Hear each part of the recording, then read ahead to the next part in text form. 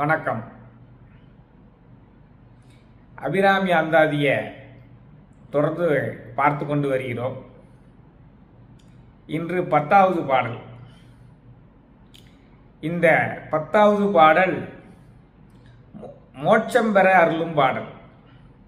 நிரந்தரமாக இறைவனின் பாதத்தில் சென்று தங்குகின்ற தன்மையை அடைய நாம் என்ன செய்ய வேண்டும்?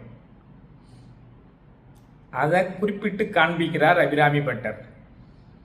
நான் பெற்ற இன்பம் பெருகை வையகம் வான் பற்றி நின்ற மறைபொருள் சொல்லிடின் ஊன் பற்றி நின்ற உணர்வுரு மந்திரம் தான் பற்ற பற்ற தலைப்படும் தானே என்கிறார் திருமூலர்.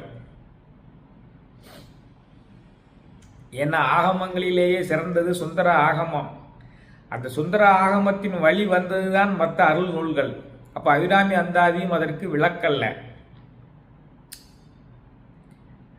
அப்போ இறைவனுடைய இன்பத்தை பெறுவதற்கு நாம் என்னையா செய்ய வேண்டும் என்பது இந்த பாடலில் சொல்லப்படுகிறது. அதனால இது ஒரு முக்கியமான பாடல். இந்த பாடலை பார்த்து கொண்டு ஒவ்வொரு சொல்லாக ஒவ்வொரு வரியாக அதனுடைய விளக்கத்தையும் இன்று ஆராய்ந்து பார்க்க போகிறோம். அந்த பாடல்: நின்றும் இருந்தும் கிடந்தும் நடந்தும் நினைப்பது உன்னை என்றும் வணங்குவது உன் மலர்த்தாள் எழுதாமறையின் ஒன்றும் அரும்பொருளே அருளே உமையே இமயத்து அன்றும் பிறந்தவளே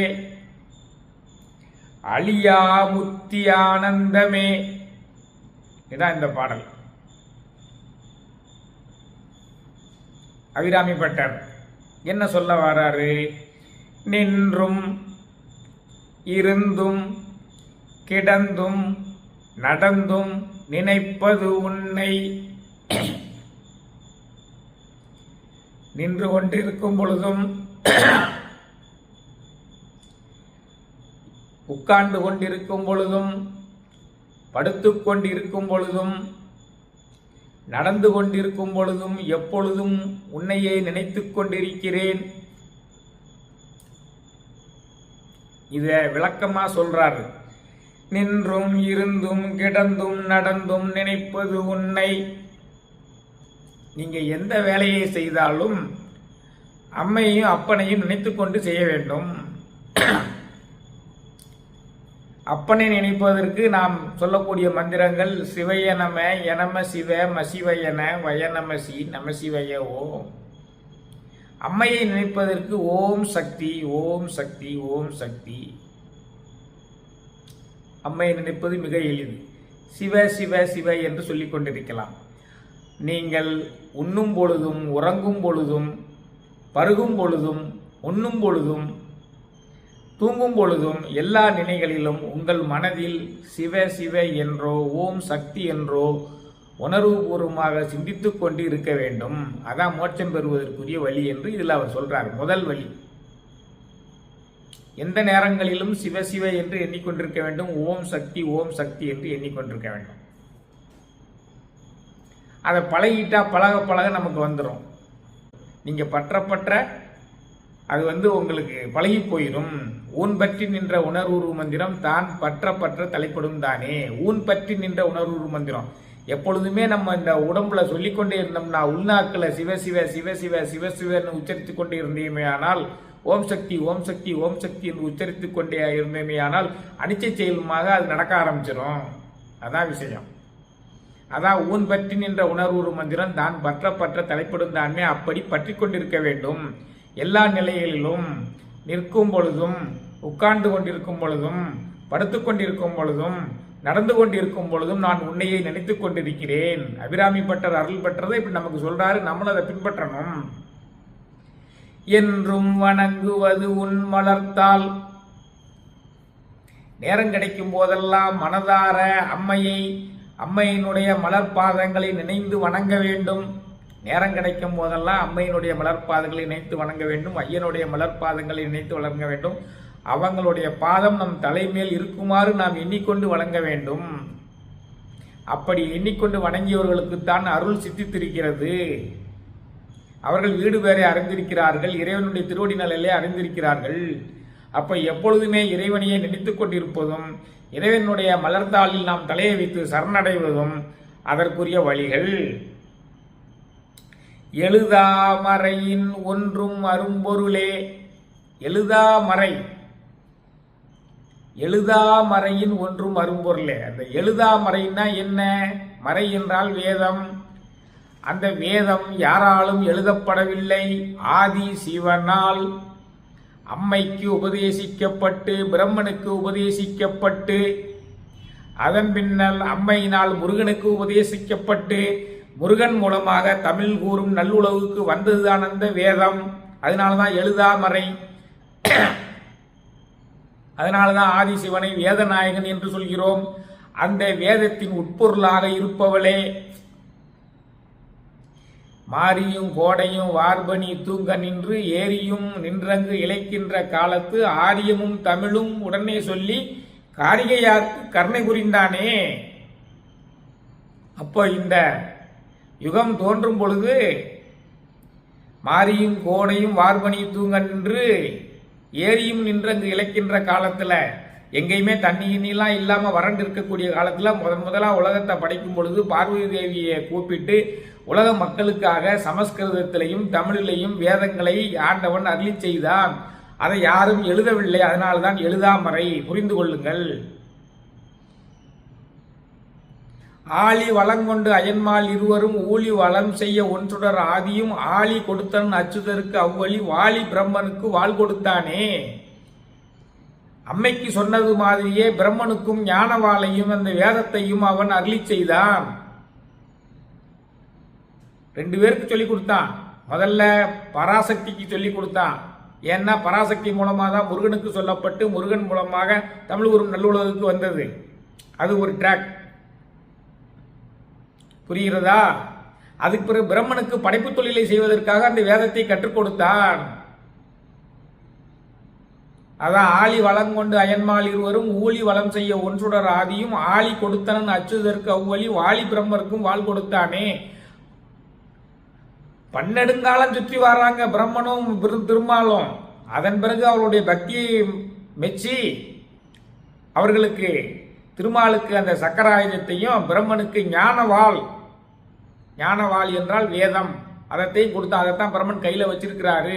அப்படிப்பட்ட எழுதாமறையின் உட்பொருளாக இருப்பவளே. எழுதாமறையின் வேதங்களினுடைய உட்பொருளாக இருப்பவள் ஆதிசக்தியும் ஆதிசிவனும். அப்ப ஆதிசக்தியும் ஆதிசிவனையும் நீங்கள் உணர்ந்தால் அந்த நொடியிலேயே வேதம் அனைத்து உங்களுக்கு அத்துப்படியாகிவிடும்.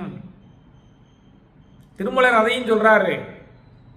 50 எழுத்தே அனைத்து வேதங்களும் 50 எழுத்தே அனைத்து ஆகமங்களும் 50 எழுத்தின் அடைவை அறிந்தவின் 50 எழுத்தும் அஞ்செழுத்தாமே.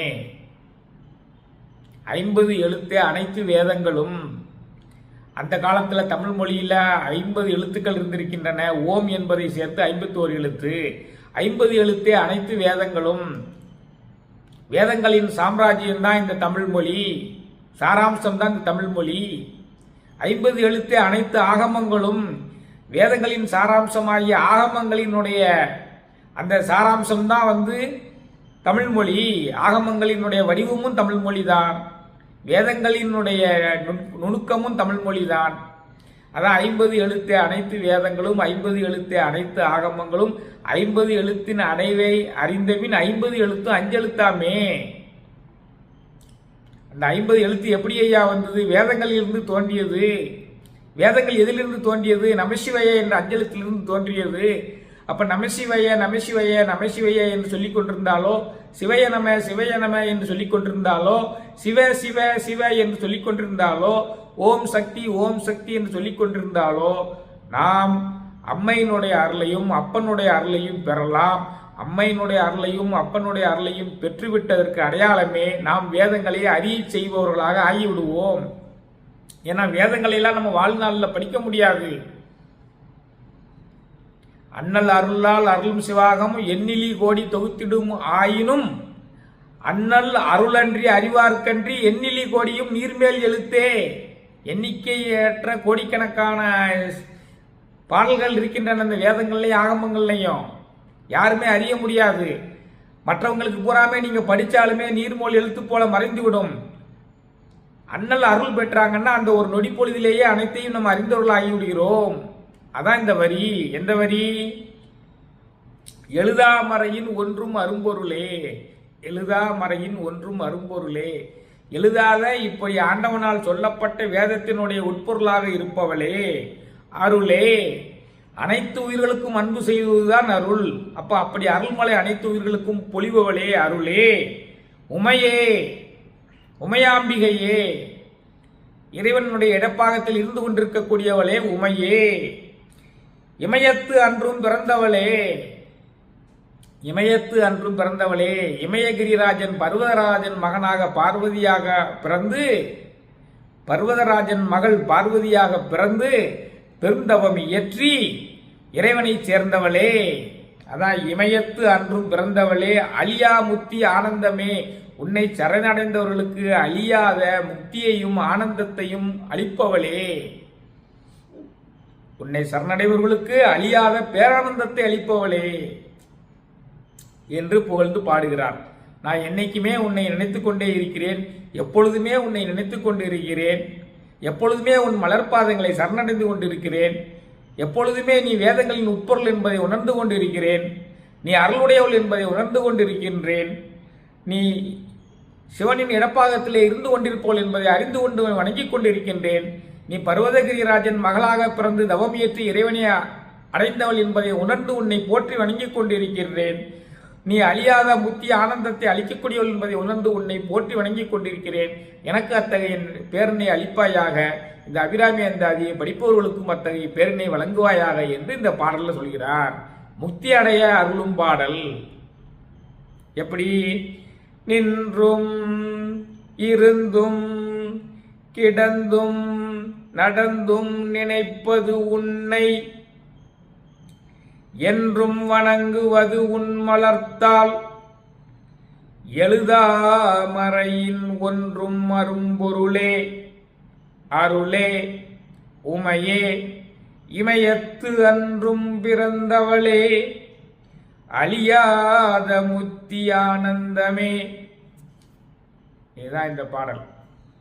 மற்றும் ஒரு அபிராமி அம்மை அந்தாதி இல்லை, விரைவில் உங்களை சந்திக்கிறேன்.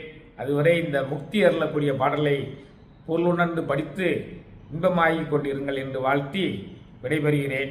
வான்மையில் வளாது பெய்க, மலிவளம் சுரக்க, மன்னன் கோன்முறை அரசு செய்க, குறைவிலாது உயிரல் வாழ்க, நான் மறை அறங்கள் ஓங்க, நற்றவம் வேள்வி மல்க, மேன்மைகொள் செய்வ நீதி விளங்குக உலகமெல்லாம், மேன்மைகொள் செய்வ நீதி விளங்குக உலகமெல்லாம், மேன்மைகொள் செய்வ நீதி விளங்குக உலகமெல்லாம். நன்றி, வணக்கம்.